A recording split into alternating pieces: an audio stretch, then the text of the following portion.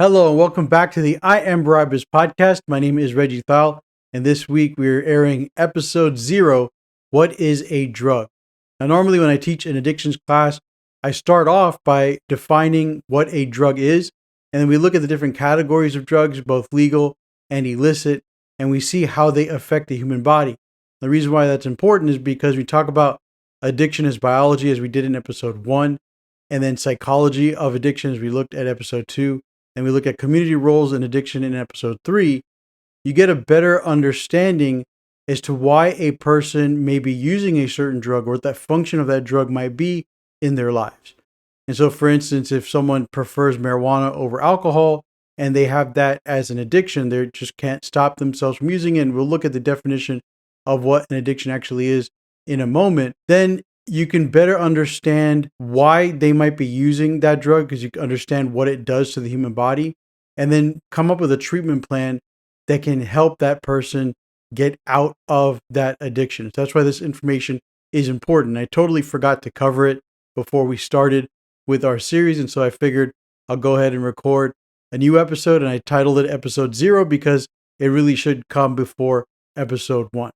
Let's get started.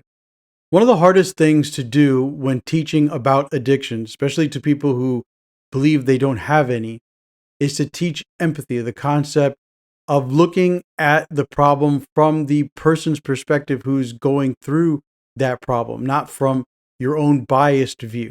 And we can learn empathy, but we have to take the time to do so. And so when it comes to addictions, as I said, it's difficult to teach people to be empathetic. A lot of people look at addicts and say, well, if they really just wanted to get better, they could just stop. They just choose to keep going back to the thing that they're going back to. The reality is that it's much more complicated than that. And we saw that in the addiction in biology episode. We saw how the body reacts to these substances and how we become dependent on them. But just to help us understand this concept, we need to become more aware of the fact that drugs in general are always around us. And the reality is that many of us take drugs on a consistent basis and that we don't realize that they are having this effect on us where we become dependent on them to function. Otherwise, if we don't take them in, we're going to struggle, and we know it. So, for example, caffeine. Caffeine is something that is considered a drug. Is it an illicit drug, so something that's illegal? No, it's not. But it is something that we take to help alter our moods or help us to feel different. And that's the definition of a drug. It's any substance that alters the body or mind. And humans have been using substances like this to manipulate their moods, escape pain, and to control their internal independence forever. And so if you feel like you need some energy, you might have some coffee or some tea. And that is the function or purpose of a drug. That's exactly as we define it, is what it looks like. It's something, again, that we take to alter our mood. So I'm feeling sleepy, I'm feeling tired. I take caffeine to help wake me up. Sugar works the same way. It's a drug and it has certain effects on our body that if we don't understand, then we're just going to get caught up in a cycle of continually using these drugs to help alter our moods in a way that we think is okay, it's beneficial, it's legal. I can go to any store and buy coffee, get tea. It's not like it's wrong, but the reality is that my life has become defined by it if I need it on a consistent basis, and that need continues to grow day after day because I realize that there are some negative effects if I don't get it into my body, like having headaches, not being able to focus or concentrate, or just simply not being able to perform at my job or my work unless I have that pick-me-up. And the reality is that anybody that has a substance use disorder is someone who had something under control, or at least they thought they did, but then that thing became a compulsion. So it became a thing that was meant to serve us, but then it becomes the master. We have to serve it. And so then we realize that the deepest danger isn't really the substance itself, but it's the lie beneath it. It's what the substance is telling us we can do, and that's that we can engineer our own peace, or we can manage our own brokenness, and we can fill our lives with things that maybe should be filled by our God instead. And so then just a quick rundown then for our episode's focus. Today we'll examine what defines a drug and why everyday substances matter. what substance use disorder actually is, the major drug categories and current prevalence, the theological problem with using God as a substance, and look at some ideas related around treatment and hope. So remember then our working definition of what a drug is. It's any substance that alters how the body or mind functions. And so that definition includes legal substances like alcohol, nicotine, caffeine, and any prescription medication, and as well as illicit substances like cocaine, heroin, and everyday products that are used in unexpected ways. So remember this from our first episode, episode 1 on biology and addiction, that drugs work by acting on our neurotransmitter systems, and specifically how our brain rewards us through pleasure. So we have this reward circuitry.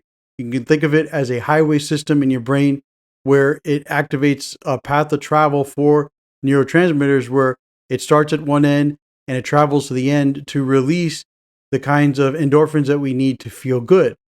And so that pleasure circuitry can be worked on by drugs in a way that then makes that system rely on the drugs for us to feel those feelings of pleasure. And so we're looking and talking about dopamine and serotonin pathways. And you can learn more about that by looking at episode 1 on biology. But just remember that some of the acute effects of what we see immediately are mood changes, altered perceptions, pain relief, and energy or relaxation. So depending on what you want. And then the chronic effects of that biologically is tolerance. So that's when we need more of what we're taking to have the same effect, dependence, and then withdrawal. And withdrawal related to those symptoms we feel when we stop taking in the drug that we've been used to taking. And so, some everyday examples. Like I said, we can look at caffeine. It's widely used. It's considered a psychoactive stimulant, which increases alertness. Psychoactive just means it works in the mind. And the abrupt cessation of that use of caffeine can cause headaches, fatigue, irritability, and difficulty concentrating. Anyone who knows that they've had coffee and then they stop drinking that for a little bit, or maybe they don't get that afternoon pickup, you'll feel that. You recognize that. I suffer from that as well. In fact, my wife and I recently decided to quit caffeine. She did it before me. I decided to do it as well because I knew that I was becoming dependent on it.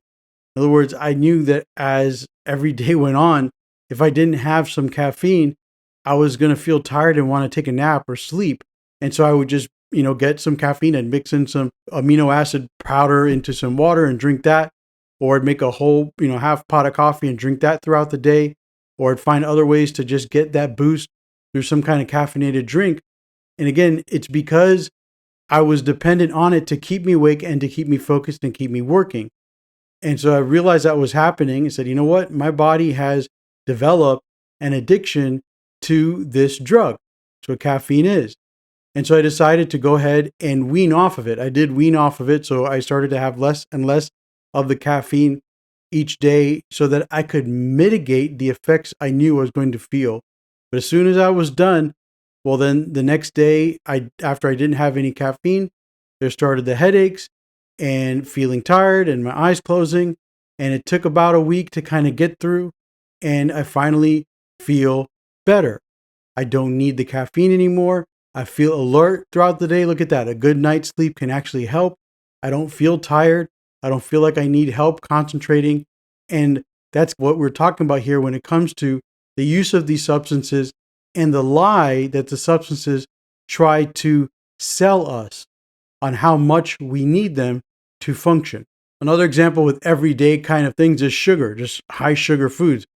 Sugars trigger dopamine release and serotonin also. And in fact, carbs can do that too. And that's why people warn us about carbohydrates. And that's why they also say that certain foods are comfort foods, because they really do make us feel better. There's actually a release, dopamine and serotonin. And so because there's a reward in our brain where we feel good for what we're doing or we're eating, then there's going to be the creation of this compulsion to continue that to happen, because our body, our brain, biologically speaking, is kind of wired to make us or to have us find ways to experience pleasure and then make sure that those experiences continue. And so cutting back on sugar can cause symptoms like having low mood. So you're just like not very energetic. People can be irritable, like very irritable. and they can also have really, really intense cravings. And a lot of people find it hard then to moderate sugar intake. And it can also make it hard for you to concentrate if you are having a lot of sugar. I know that a while back with our daughter, she looked like she was displaying some ADD type symptoms, and she was pretty young. I don't remember exactly the age, but we decided to just stop giving her all kinds of sugar. For 10 days, we got her cleansed from that. And we noticed during that time period where she wasn't having sugar, especially towards the end, it was really out of her system, how much better she was at focusing on whatever she had to do. Then we let her have some sugars, kind of a A-B testing kind of thing, where you take it away and you give it back, and then you take it away, and then you see, if there really was a change due to whatever it is you were manipulating. And we saw her running around CVS in circles, and she just had one sugary treat during a movie. And so we had it confirmed for us right there. And she was making up songs too. It was funny, but still concerning, because you see your child reacting that way to sugar, and you're thinking to yourself, wow, what have I been doing in terms of feeding this kid? And when you think about just these two things, like caffeine and sugar, and how much it affects our society and how hard it is for any one of us to give up any one of these things, then I hope, again, that we can start to build some empathy for people who are addicted to substances that, quite honestly, are much more powerful than these drugs or these substances are, like caffeine and sugar. Now, as I said earlier, humans have always used substances to manipulate internal states, to help themselves feel better, to escape pain. You can even look at Eve's temptation as kind of like that first moment where somebody looked at something and saw, wow, that's going to bring a pleasurable experience to my life. If I could just eat that food, that looks good. That's actually the wording there, the lusting, the craving, the desiring of that fruit. That, man, eating that thing is going to make me feel really good, and I want to experience that. And so it's been going on forever.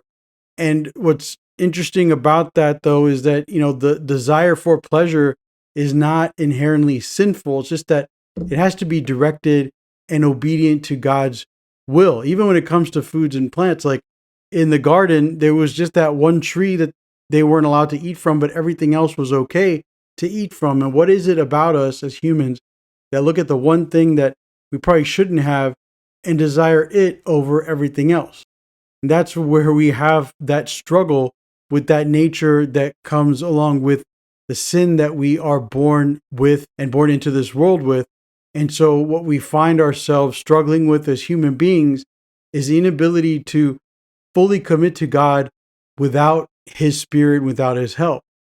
And so just to understand this concept, we have to realize that when we do not submit to God, we are submitting to something else, even if we think that we are the ones in control. The next thing we need to define for ourselves is, what is a substance use disorder? A substance use disorder is a diagnosable medical condition, and there are several symptoms you can look at, and they are loss of control over use, or a person can't cut down despite wanting to. There's a lot of time consumed in obtaining, using, or recovering from the use of a drug. A person has a strong craving or urge to use, or something they can't fight, that they continue to use despite problems in their social lives or work lives or health problems. There is a problem of tolerance, where you need more to have the same effect. And there's also withdrawal, where a person feels physical symptoms related to the fact that they haven't taken in a substance yet or taken in enough. And then you can look at those symptoms and count how many of them apply, and then rank them in terms of severity. And so you can have mild as like 2 to 3 of those symptoms, 4 to 5 is a moderate substance use disorder, and 6 or more would be severe. And this is just a rundown of it. There are more in-depth definitions given to us in the DSM. And so the national scope, just prevalence throughout the country, and the data shows us that 48.4 million people aged 12 and older met the criteria for a past year substance use disorder. And just how I was describing my issue with caffeine, I had a substance use disorder. I needed to have more of it every day to feel that same feeling of alertness I was looking for. If I didn't have it, I was having those headaches. If I didn't take it, I couldn't concentrate as well. I would go out and buy like good coffee. Every time I'd go out to Costco, I was looking for a good deal on some kind of caffeinated drink. there are a bunch of different ways you can apply these symptoms to what I was dealing with. And it's something you need to realize is that a drug doesn't need to be illegal for someone to have a substance use disorder. You can have a caffeine use disorder, you can have an alcohol use disorder. And we are using new terminology instead of saying a caffeine addiction or an alcohol addiction. That's just kind of the new way to refer to the issue, and that's that it's a substance use disorder. All right, now we're going to walk through the major categories of drugs and talk about what they are, why people use them, the key harms that they cause, and current prevalence. And the prevalence data here is from the United States government in 2024. So if you are from a different country, you can look up these statistics with your government and their website.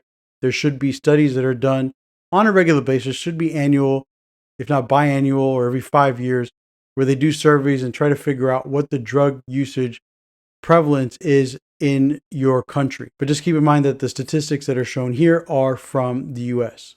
The first two categories we're going to touch on are depressants and opioids. Now, what are depressants? Depressants are substances that slow down central nervous system activity. So we're looking at things that slow down your heart rate, that slow down your breathing rate.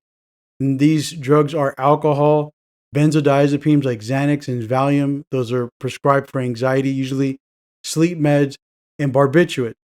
And why people use them? Well, if someone has anxiety, they may be prescribed these kinds of drugs to help them with their anxiety, to help calm themselves down. Alcohol can also be used that way, barbiturates, sleep medications as well, where people are just trying to find a way to calm down and to reduce anxiety in their life.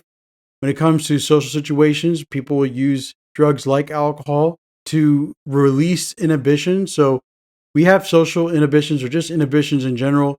And these are concepts in our mind that are pre-made judgments about what we should or should not do given certain situations, like what we should talk about, what we shouldn't talk about, should say, not say, how we should behave, how we shouldn't behave. It has a lot to do with identity, mask, protecting ourselves.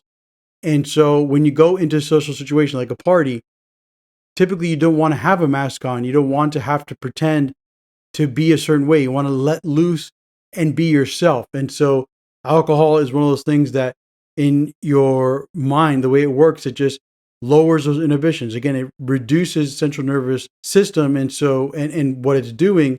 And so the brain has to focus actually more on doing other things. And so you're not as focused on making sure you say the right things, do the right things, behave the right way.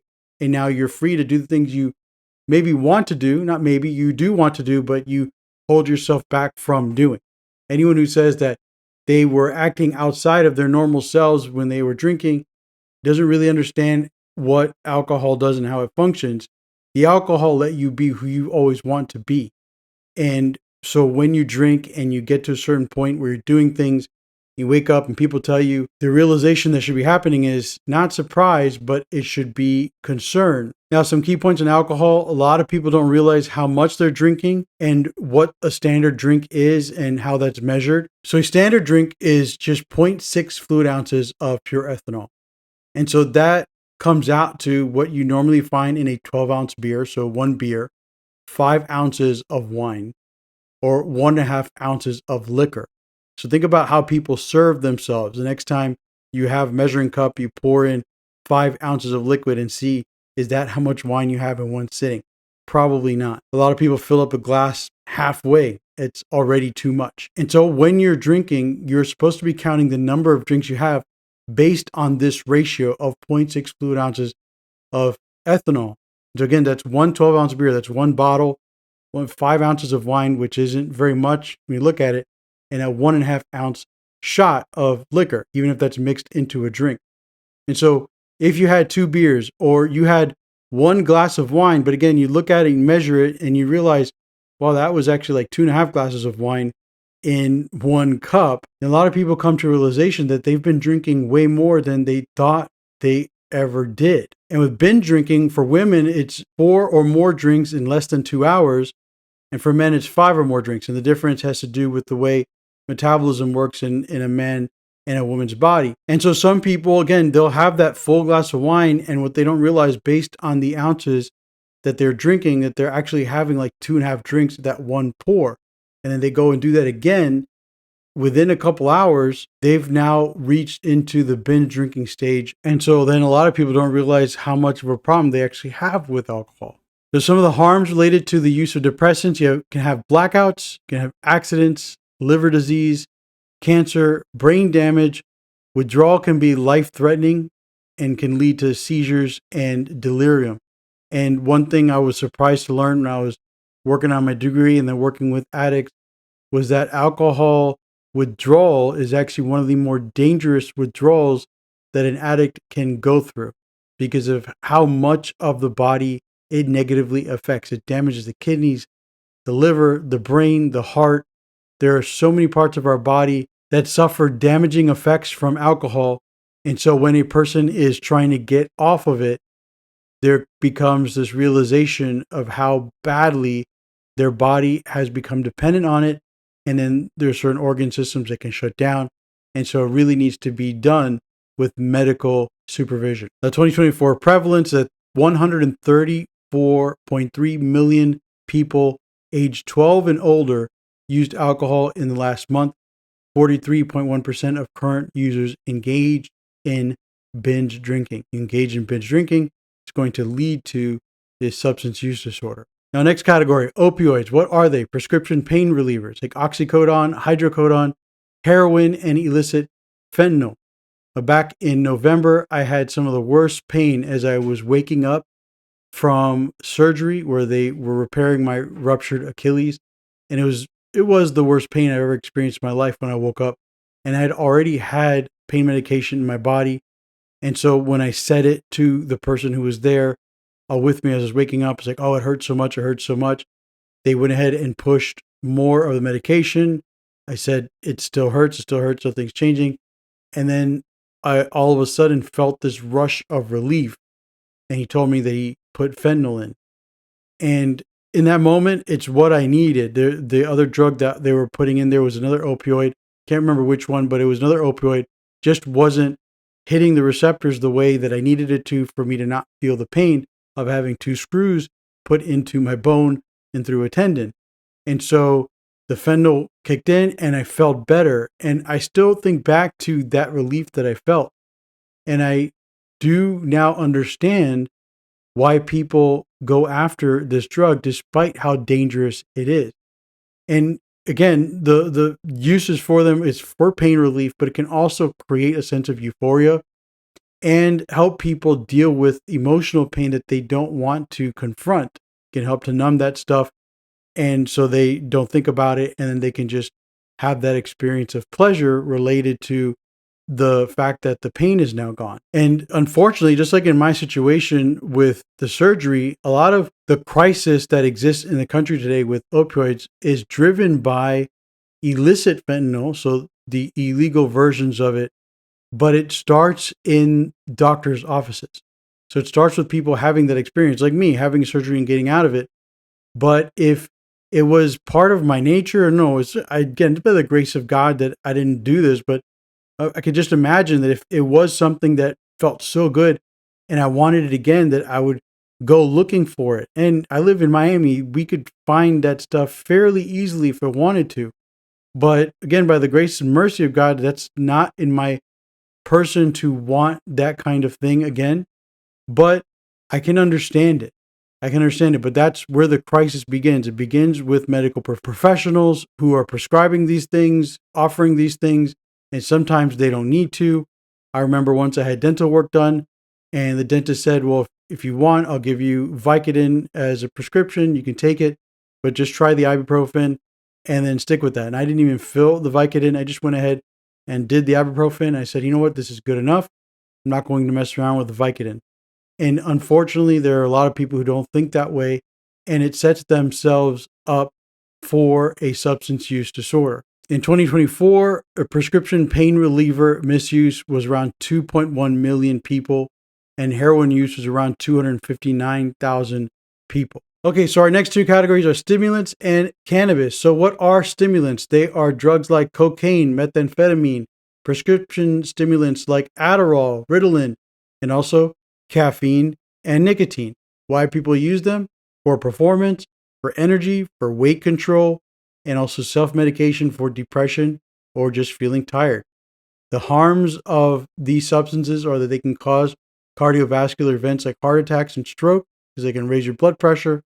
You have anxiety issues that can rise up here, paranoia, stimulant-induced psychosis, severe weight loss, and dental decay, depending on what the drugs are and how you're using it.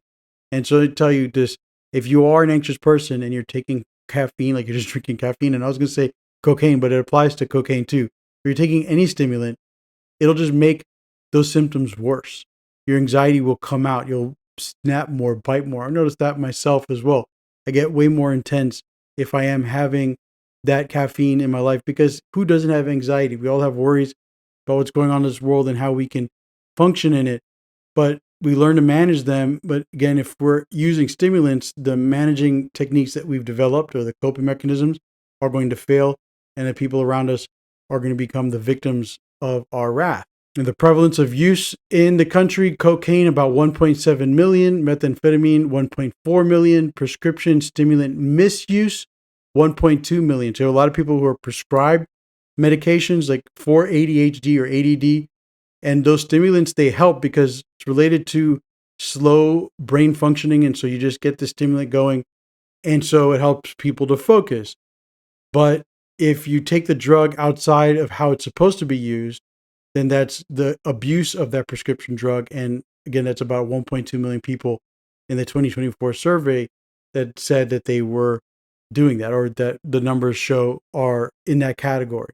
Now, our next drug we're going to look at, we're actually going to have it by itself, not with anything else, although it's usually in the category of a hallucinogen, is cannabis. So cannabis comes from cannabis plant. Most people call it marijuana or weed or have other funny names for it. Extracted from the plant is a compound called THC, and you can smoke it. It can be vaped. It can be in edibles, and the potency can vary depending on what it is you are ingesting. So some of it can be much stronger than others. You have people using it for recreation.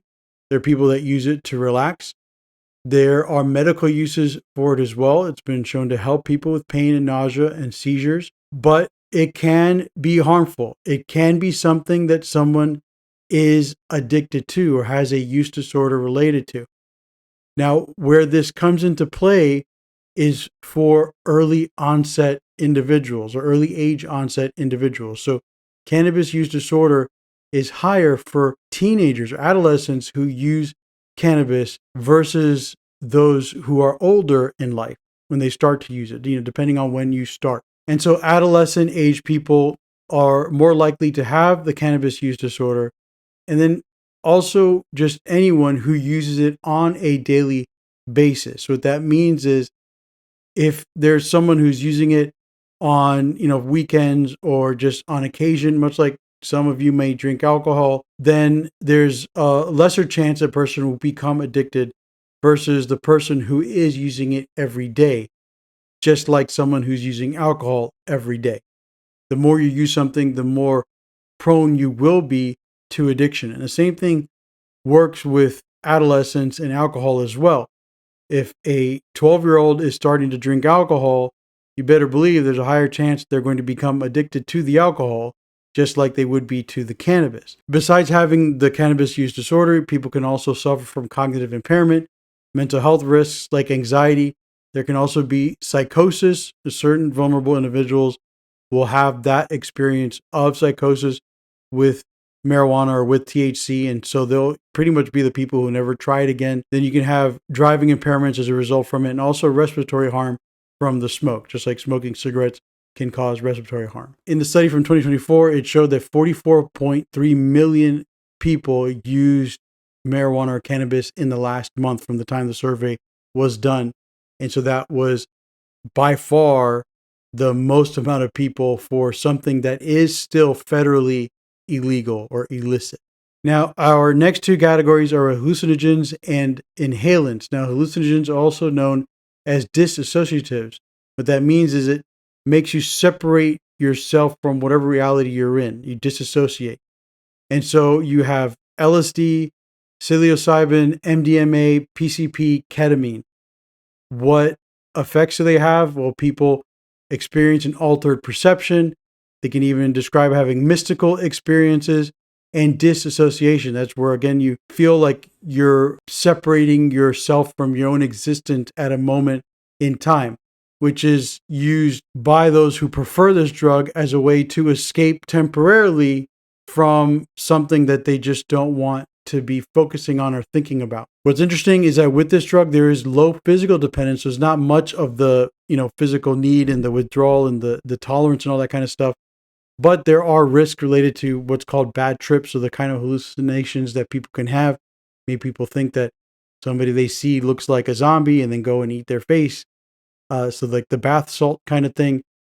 And so that's one of the risks there. And so you can have these persistent perceptual changes, like again, with the hearing or seeing, where things don't look like how they normally do, that then trigger psychosis and then make people do things they would definitely not normally do unless they were on that drug. Now, the prevalence of the use of this drug is 2.8 million people in the past year. So it's, again, from 2024. So in 2023, there was about 2.8 million people that use hallucinogens. Now, it should be noted that there is currently some research going on, especially about psilocybin or MDMA, and how it can help people. With the psilocybin, that's the hallucinogen you get from mushrooms. It can help people who have what's called the treatment-resistant depression. So people who are severely depressed that can't get better with any other use of any other drug or any kind of treatment, and the psilocybin can help. And the MDMA can help people with PTSD symptoms that have a hard time being able to deal with their fear responses. It can really help to calm them down and help them to then process the trauma that they went through so that they can move forward in the healing process. And again, this is careful research being done.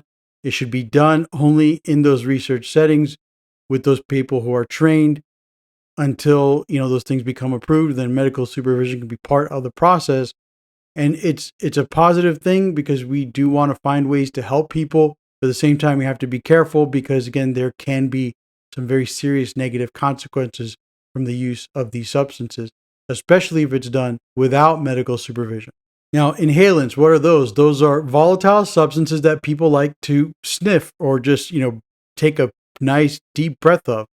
If you've ever been pumping gas, I know kids do it more than adults, because I think adults at some point figure out like this isn't good for you, but kids will smell the gasoline that's pumping in the car and be like, ooh, that smells so good. And they want to smell it and you got to shoo them away, like get inside the car. And that's the kind of thing we're talking about here. And so people like to sniff solvents or other aerosols, and then like gas, or you can have paint thinner, glue, nitrous oxide. It's much more common in adolescents, and it is extremely dangerous because you can have what's called sudden sniffing death syndrome. So you can have people have cardiac arrest with just their first use. And then there can also just be brain and organ damage. And so, those markers that have that smell, anything really you're taking in that way, you're playing a very, very dangerous game. The prevalence of use in 2024 is 1.1 million people in the year previous were using inhalants. Our final two categories are nicotine, tobacco, and behavioral addictions. Now, nicotine tobacco is usually delivered through cigarettes, smokeless tobacco, you have e-cigs, vapes. They are highly addictive because there is a rapid brain delivery of nicotine through the blood, through these systems, and it's very powerful. And there's a powerful reinforcement aspect to it as well. And then there can also be some very severe withdrawal issues related to wanting to stop. Like people get irritable, they get anxious, and the cravings are extremely strong. It's why I talked about weaning off caffeine. People wean off of nicotine as well. They use patches to try to reduce the amount of nicotine they had, or maybe if they're smoking like 3 packs a day, they try to cut it to 2 and then 1 and then to number of cigarettes to try to bring it down step by step, because it is really hard to get off of nicotine. There are also other drugs that people can take that'll make them feel sick. So try to create this opposite reinforcement feeling where you feel sick using it. But ultimately, it is one of the most addictive substances out there. Now, what are the harms related to nicotine? Well, nicotine is the leading cause of preventable deaths. So certain types of cancer, heart disease, and pulmonary issues or lung issues. All the types of diseases that could be avoided if a person simply just didn't use the substance. In 2024, it was reported that 48 million people in the past month used tobacco. 27.7 million people last month were nicotine vapors, and that is a habit that is growing exponentially in the country. Now, behavioral addictions, what are they? These are compulsive behaviors that cause harm, but a person is under compulsion to get them done. They're under the control of the behavior. Examples are gambling, internet gaming, compulsive sexual behavior, shopping, food, pornography use, and smartphone addiction. Now, out of those, the DSM only recognizes gambling disorder right now as a behavioral addiction, but the research is growing on the others. And the reality is that people are under compulsion when it comes to very specific behaviors, especially when they are related to sexuality. And so the research shows, especially with pornography, that addiction is the way to describe it. But there's always a huge pushback about labeling the use of pornography that way because, well, pornography is supposed to be some acceptable form of art in society. And so people, again, push back against that. But the reality is that pornography is a significant issue that needs to be addressed because it is creating distorted views of sexuality and it's destroying intimacy in committed relationships. And I know that TV shows and movies will like to depict that there can be healthy couples that use pornography in their intimacy or with their intimacy or within their intimate times. And I just have to be completely honest about it. That is not a good or healthy thing to do. And you're always going to run into trouble with that. You're always going to have a person or both people struggle in different ways as that kind of thing is explored within the relationship. We cannot escape this reality that pornography use is not ever good or healthy. We can argue about drinking alcohol and smoking and using marijuana. Fine, I understand all that, and we can have those debates and the other drugs that are out there that people want to, legalize and make okay. Fine, I'll have the discussion. When it comes to pornography, though, I won't compromise on that. It is never good, and it should just not be engaged with. And I'd like to note, just from a theological perspective, behavioral addictions reveal that the problem isn't just a chemical problem. I think there's a vulnerability human beings have, and it's a vulnerability towards idolatry, and it becomes a compulsion to serve oneself. But the real danger actually becomes in serving the thing. And so we think we're serving ourselves, but we end up serving the thing, and the thing is nastier, way nastier than we could ever imagine. Now we're going to close out here with my theological integration. This is something I would talk about in my classes as well. And this idea of people in recovery talking about Jesus being their drug. Heard it before. I used to go to AA meetings with my dad. So as young as me being 10, 11, 12, till my adulthood and getting my degree, I would hear people use this phrase. And it was always something that I knew was there, but I didn't realize how bad it was until I finally really got an understanding of what drugs do and what they are. Then I came to this realization that, man, this is not okay. Jesus can't be my drug. That's just not a way to relate to him. The reality is that we use drugs to manipulate how we feel. Like if I feel bad, or I feel good, or I feel too stressed, and that's how drugs are purposed in a person's life. God can't be purposed that way. We can't say to our God, you are now going to be my drug. You are now going to be my addiction. The thing is, then we're saying to him that when I'm feeling sad, I'm going to go to you. When I'm feeling happy, I'm going to go to you. When I'm feeling this or that. And yeah, we want to do that when we're feeling those things. But when we say we're using him as a drug, we're going to him so that he could help us feel better in the moment. And then we're going to go back to living our lives the way we want to, and then continue this kind of back and forth of going to him just when we need to manipulate him to help us control our lives better. And that's just trading a drug for God. And again, those aren't two equal things. So let me lay this out for you. In Isaiah 55, verses 8 through 9, God says, "For my thoughts are not your thoughts, neither are your ways my ways, declares the Lord. As the heavens are higher than the earth, so are my ways higher than your ways, and my thoughts than your thoughts." You break this stuff down. You look at the Hebrew and you look at the original meanings of the text, get a better, clear understanding of what God is saying here, and then apply it to this idea that God can't be our drug. When it says that God's thoughts aren't our thoughts, what that says in the Hebrew, what that means in the Hebrew, is that his plans, intentions, purposes are not quantitatively greater, but qualitatively different. So it's not just that his ways or thoughts are more or better or higher in terms of quantity, but it's actually just a completely different category of thinking altogether. In other words, what God is saying is humans think one way, I think another. And your thinking is not my thinking. My thinking is greater than yours, not because is more, like a computer can computate more thoughts or just have so many things going on where it's like you counted in the millions and billions. Wow, how many thoughts? That's not the idea. It's just that my thoughts are in a completely different category of thinking than yours. Let me put it this way, this whole idea of quantitative versus qualitative. Let's say a child is asked, what do you want to have for dinner? And they come up with ice cream. And they think that's a good idea, a great plan. A parent says, no, having vegetables, protein is better. And that's a quantitative difference. It's the same category as dinner planning, but different quality of decision.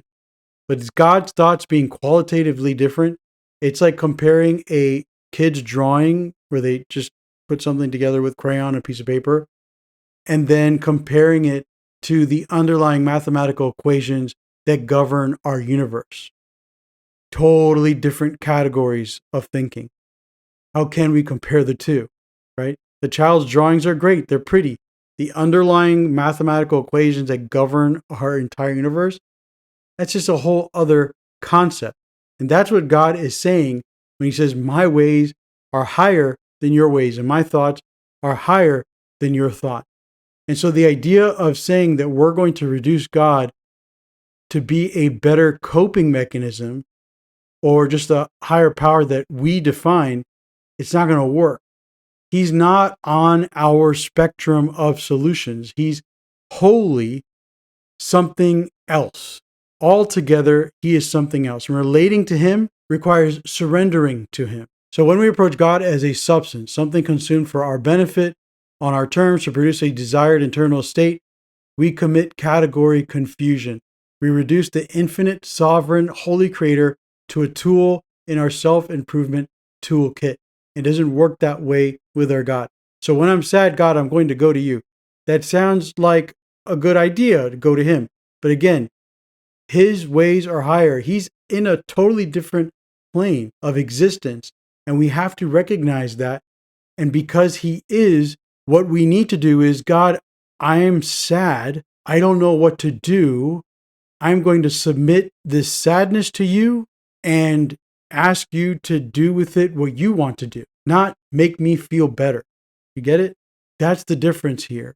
When you are sad, when you are suffering, it is not for God to be used the way you want him to be used so that you get what you want while you are suffering or sad. The Lord Jesus played this out for us in Garden of Gethsemane. Let this cup pass from me, but nevertheless, not my will, that your will be done. He is qualitatively greater. And so even Yeshua the Son went to the Father for relief 3 times for the cup to pass from him. But he submitted to God's way and he endured the suffering. And that's why we can't use God as our drug. He just doesn't fit into that parameter of control. And for us to think that he can or will allow himself to do so is foolish. And keep this in mind, addiction promises control and delivers slavery. But the gospel promises freedom through surrender. And so Christ didn't offer himself as a drug to manage our pain. He offers himself as a vine into which we can be grafted. And so then he becomes the source of our lives that we can't manufacture. We have to depend on to grow. It's a relationship that transforms us from the inside out. The recovery isn't about white knuckling sobriety, like holding on tightly and gripping on and saying, I'm going to get through this. No. Or even swapping dependencies, changing from nicotine to God. It's about returning to our created purpose. I think it's going back to being an image bearer that's in communion with God, walking in that freedom where you are abiding in him and bearing the fruit that lasts through him. And if you are struggling, know that you're not alone. Every person in the world, I think, is addicted to something, and help is available.